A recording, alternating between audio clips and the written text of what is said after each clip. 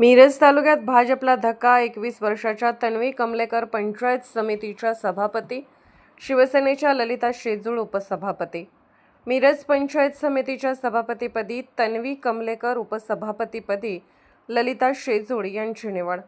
संपूर्ण जिल्ह्याचे लक्ष लागलेल्या मिरज पंचायत समितीच्या सभापती व उपसभापती पदाच्या निवडणुकीत महाविकास आघाडीने बाजी मारत सत्ता स्थापन केली। काँग्रेसच्या कुमारी तन्वी कमलेकर व 21 यांची सभापतीपदी तर शिवसेना शिंदेगडच्या ललिता शेजूळ, मालगाव गुंडेवाडी यांची उपसभापतीपदी निवड झाली। मिरज तालुक्यात भाजपचा बालेकिल्ला मानल्या जाणाऱ्या राजकारणात महाविकास आघाडीने विजय मिळवत आपली ताकद दाखवून दिली आहे। त्यामुळे तालुक्याच्या राजकीय वर्तुळात या निकालाची मोठी चर्चा सुरू आहे। निवडणुकीचा निकाल जाहीर होताच महाविकास आघाडीच्या कार्यकर्त्यांनी जल्लोष करत आनंद व्यक्त केला। यावेळी काँग्रेस, शिवसेना, राष्ट्रवादी काँग्रेस, शरदचंद्र पवार गट तसेच इतर घटक पक्षाचे पदाधिकारी आणि कार्यकर्ते मोठ्या संख्येने उपस्थित होते। याप्रसंगी खासदार विशालदादा पाटील, माजी मंत्री अजितराव घोरपडे, मनोजबाबा शिंदे, शिवसेना शिंदे गटचे नेते प्राध्यापक मोहन वनखंडे, राजेंद्र नागरगोजे, सचिन कांबळे, तुषार खांडेकर यांच्यासह विविध ग्रामपंचायतीचे सदस्य व कार्यकर्ते उपस्थित होते।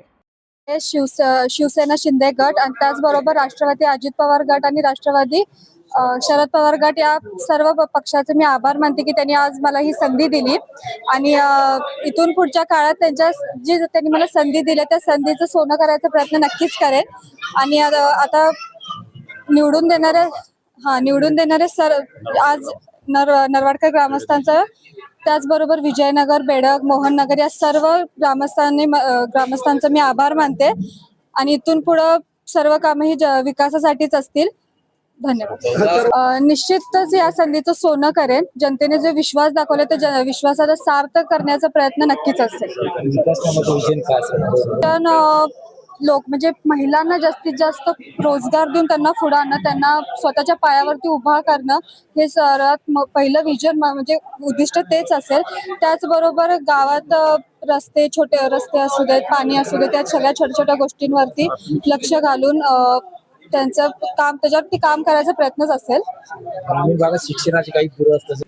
हो, शिक्षण महत्वाचं आहे, त्यामुळं म्हणजे त्याच्यावरती काम नक्कीच केलं जाईल। तिथे जाऊन पहिला नेमकी समस्या काय आहेत, काय कोणत्या गोष्टीच्या अपूर्ण गोष्टी आहेत, त्या गोष्टी जाणून घेऊन तिथं त्या गोष्टींवरती काम करण्याचा प्रयत्न नक्कीच असेल। MBA फर्स्ट इयरला शिकत आहे आणि कोणताही राजकीय वारसा नाहीये। आमच्या घरातून मी पहिलीच निवडणुकीत उभारलेली सदस्य आहे। हो, MBA फर्स्ट इयरला आहे आणि शिक्षण इथून पुढे तसंच पुढे चालू राहील। इथं भाजपचा विरोधात असा विषय नाही। इथं आम्ही लढतानाच काँग्रेस राष्ट्रवादी बरोबर युती करून लढलो होतो। भाजपनं आम्हाला कधीच युतीमध्ये घेतलेलं नाही, महापालिकेत सुद्धा आणि जिल्हा परिषदेत सुद्धा। त्यामुळे आम्ही ज्या पक्षाबरोबर निवडून आलो त्या पक्षाबरोबर महाविकास आघाडी म्हणून इथं सभापती उपसभापतीपदीसाठी आम्ही एकत्रित राहिलेलो आहे। आमच्याकडे आता अपक्ष तो मलाही माहिती आहे की मला रात्री फोन त्यांचा आला होता, माझ्याकडे कार्यक्रम होता आणि तो अपक्ष आमचा जो उमेदवार आहे तो अजून का गैरहजर राहिला याची आम्ही चौकशी करतोय। कारण तो असता तर आमचं अजून चित्र दिसलं असतं 12-10 झालेलं, पण एक सदस्य नसल्यामुळं 11-10 निवडून आलेले आहोत।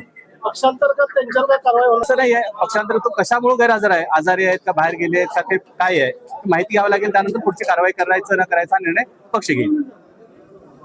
ही 2026 ची जिल्हा परिषद निवडणूक ही पक्षावर नाही तर विचारावर लढली होती आणि विचारावर लढत असताना ह्या मिरज तालुक्यात वसंतदादांच्या काळापासून जे पुरोगामी विचाराची जनता आहे त्यांच्यासाठी एक चांगला पर्याय म्हणून आम्ही उमेदवार उभे केले होते।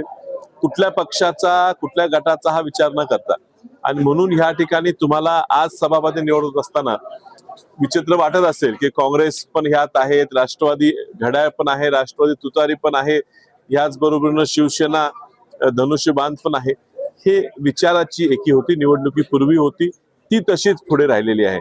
आणि या ठिकाणी आमचे नेते घोरपडे सरकार यांनी आमच्या विनंतीला मान देऊन या ठिकाणी पहिला सभापती करायचा मान हा एक तरुण 21 वर्षाची MBA शिकत असलेल्या मुलीला मान दिला आहे। आणि मनोज बाबांच्या विचाराचीच ते उमेदवार असल्यामुळे त्यांनी त्यांना त्या उमेदवाराला पूर्ण साथ दिली। आमचे नेते जयंत पाटील साहेब, विश्वित कदम यांच्याशी काल रात्री चर्चा करून ही एकत्रित आम्ही मोड बांधलेली आहे। अर्थात भाजपने खूप प्रयत्न केले ही निवड होऊ नये यासाठी, आणि त्यातनं आज निवड झाली आणि दोन्ही सभापती उपसभापती हे या ठिकाणी निवडून आले. ह्याबद्दल आम्हाला चांगलं समाधान आहे. आणि सर्व सदस्यांचे या परिस्थितीत मोठे मोठे आमिष, धमक्या, वेगवेगळ्या त्रास सहन करून सुद्धा या ठिकाणी येऊन आपल्याच विचाराच्या लोकांना सभापती उपसभापती निवड केली, याबद्दल मी सगळ्या सदस्यांचा आभारी आहे.